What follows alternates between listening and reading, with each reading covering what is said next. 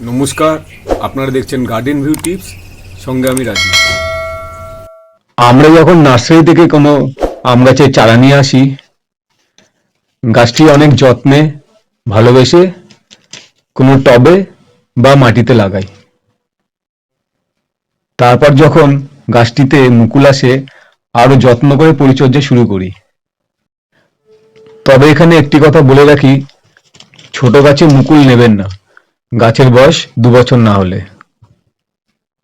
গাছে যখন আম ধরা শুরু হয়, আনন্দে মনটা ভরে যায়।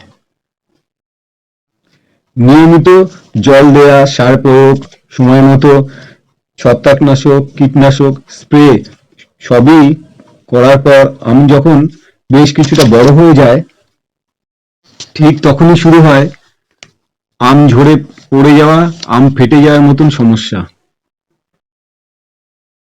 একটি পরিণত আম ফেটে যায় কেন? আম ফেটে যাওয়ার কারণ ও তার সমাধানই বা কি? এই ভিডিওর মধ্যে আম ফেটে যাওয়ার কারণ ও সমাধান সমস্তটাই এই ভিডিওর মধ্যে বলা হয়েছে। আপনারা মন দিয়ে ভিডিওটি দেখবেন, আশা করি আপনাদের সমস্যার সমাধান এই ভিডিওর মধ্যে পেয়ে যাবেন। আম ফেটে যাওয়ার পেছনে বেশ কিছু কারণ আছে। ক্যালসিয়ামের অভাবজনিত কারণে আম ফেটে যেতে পারে। গাছে খাবার অভাব হলেও আম ফেটে যেতে পারে। যদি বোরনের অভাব হয়, সেক্ষেত্রেও আম ফেটে যেতে পারে।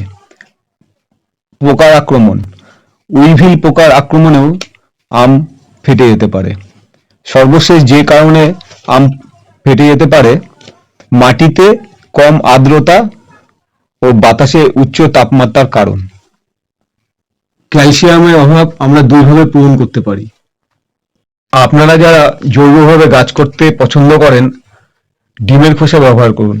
ডিমের খোসায় প্রচুর পরিমাণে ক্যালসিয়াম থাকে। ডিমের খোসা ভালোভাবে গুঁড়ো করে মাটির চারপাশে মিশিয়ে দিন।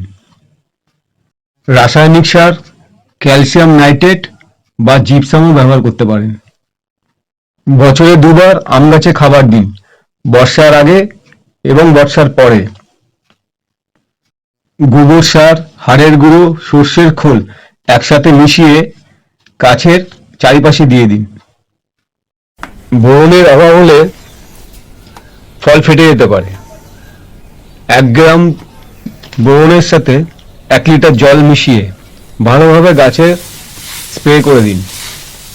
আপনারা চাইলে মাটিতেও বোরন আপনারা মিশিয়ে দিতে পারেন।